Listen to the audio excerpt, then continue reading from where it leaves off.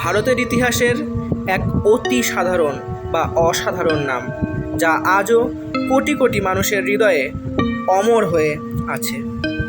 তিনি ছিলেন একজন বিজ্ঞানী, শিক্ষক, রাষ্ট্রপতি এবং সর্বোপরি একজন স্বপ্ন দ্রষ্টা।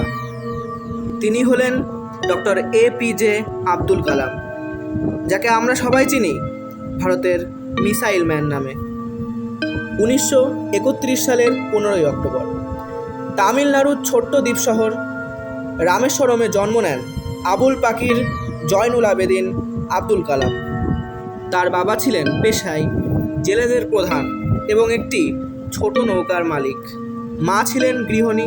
পরিবার ছিল আর্থিকভাবে দুর্বল। শিশুকাল থেকেই সংসারে হাত বাড়াতে হয়েছিল তাকে। তিনি এই অবস্থায় সংবাদপত্র বিলি করতেন, চায়ের দোকানে সাহায্য করতেন, কিন্তু দরিদ্রতা তার স্বপ্নকে আটকে রাখতে পারেনি। তার চোখে সবসময় বড় কিছু জেদ ছিল। স্কুল জীবনের ক্ষেত্রে তিনি ঠিক ছিলেন গড়পাড়তা ছাত্রের মতনই, কিন্তু বিজ্ঞান আর গণিতের প্রতি ছিল অদম্য আগ্রহ। তার শিক্ষকরা সবসময় তাকে উৎসাহ দিতেন বড় স্বপ্ন দেখতে। পরে তিনি সেন্ট জোসেফস কলেজ, তিরুচিরাপল্লী থেকে পদার্থবিদ্যায় গ্র্যাজুয়েশন সম্পন্ন করেন। এরপর তিনি ভর্তি হন মাদ্রাজ ইনস্টিটিউট অফ টেকনোলজিতে অ্যারোনটিক্যাল ইঞ্জিনিয়ারিং পড়তে। সেখান থেকেই শুরু হয় তার মহাকাশ আর মিসাইল নিয়ে কাজের স্বপ্ন। এরপর অর্থাৎ 1960 সালে তিনি যোগ দেন defence research and development organisation অর্থাৎ DRDO-তে।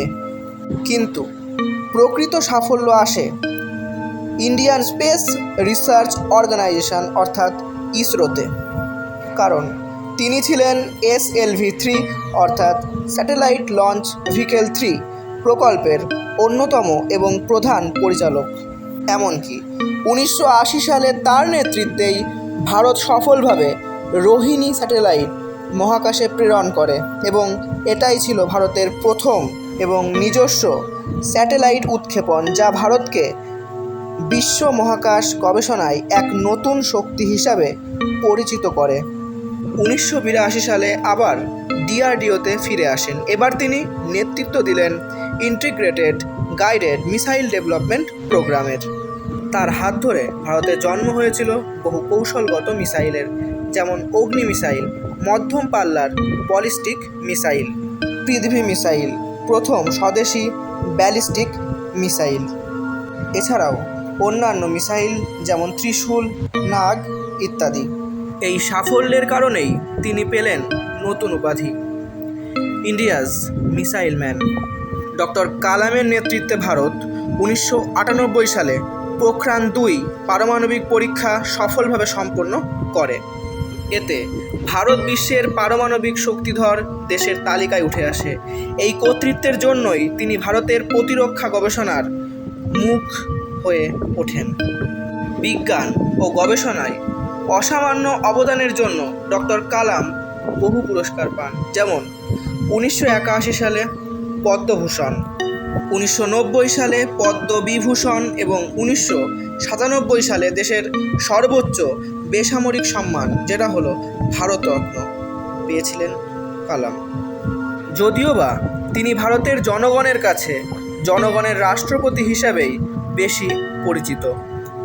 2002 সালে তিনি নির্বাচিত হন ভারতের 11তম রাষ্ট্রপতি হিসাবে। রাষ্ট্রপতি থাকাকালীন সময়ে সবসময় সাধারণ মানুষের সঙ্গে যোগাযোগ রাখতেন। স্কুল কলেজে গিয়ে ছাত্রছাত্রীদের সাথে কথা বলতেন।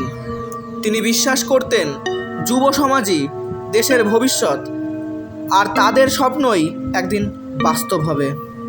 ডক্টর APJ আব্দুল কালাম শুধু বিজ্ঞানী নন, তিনি ছিলেন একজন লেখকও। তার লেখা বই wings of fire, ignited minds, India 2020 আজও স্মরণীয় হয়ে আছে।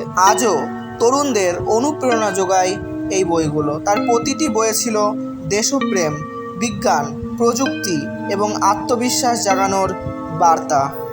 তিনি বলেছেন, স্বপ্ন তা নয় যা তুমি ঘুমিয়ে দেখো, স্বপ্ন তাই যা তোমাকে ঘুমোতে দেয় না। এবং যদি তুমি সূর্যের মতো জ্বলতে চাও তবে প্রথমে সূর্যের মতো পুড়তে শেখো। 2015 সালের 27শে জুলাই ইন্ডিয়ান ইনস্টিটিউট অফ ম্যানেজমেন্ট শিলংয়ে বক্তৃতা দেওয়ার সময় তিনি হঠাৎ হার্ট অ্যাটাকে আক্রান্ত হন এবং মঞ্চেই তিনি শেষ নিঃশ্বাস ত্যাগ করেন। শেষ মুহূর্ত পর্যন্ত তিনি ছাত্রদের শেখাচ্ছিলেন, এটাই ছিল তার জীবন দর্শন। ডক্টর এপিজে আব্দুল কালাম কেবল একজন বিজ্ঞানী বা রাষ্ট্রপতি নন, তিনি ছিলেন কোটি কোটি লক্ষ লক্ষ মানুষের অনুপ্রেরণা। তার জীবন প্রমাণ করে দারিদ্র নয়, স্বপ্ন আর পরিশ্রমী মানুষকে মহৎ করে তোলে। আজও যখন আমরা আকাশের দিকে তাকাই, রকেট বা মিসাইল উৎক্ষেপণ দেখি, তখনই মনে পড়ে যায় ভারতের সেই মহান বিজ্ঞানীর কথা, যিনি নিজের জীবন উৎসর্গ করেছিলেন। এটাই ডাক্তার এপিজে আব্দুল কালামের অমর কাহিনী, একজন চা বিক্রেতা থেকে ভারতের মিসাইল ম্যান। রোমান জগলার্ধের আজকের উপস্থাপনাটি শেষ হলো। ভিডিওটি ভালো লাগলে অবশ্যই ভিডিওটিকে লাইক এবং শেয়ার করে দেবেন, আর চ্যানেলটিকে সাবস্ক্রাইব করে আমাদের পাশে থাকবেন, চ্যানেলের পাশে থাকবেন। ধন্যবাদ ভিডিওটিকে শেষ পর্যন্ত দেখার জন্য।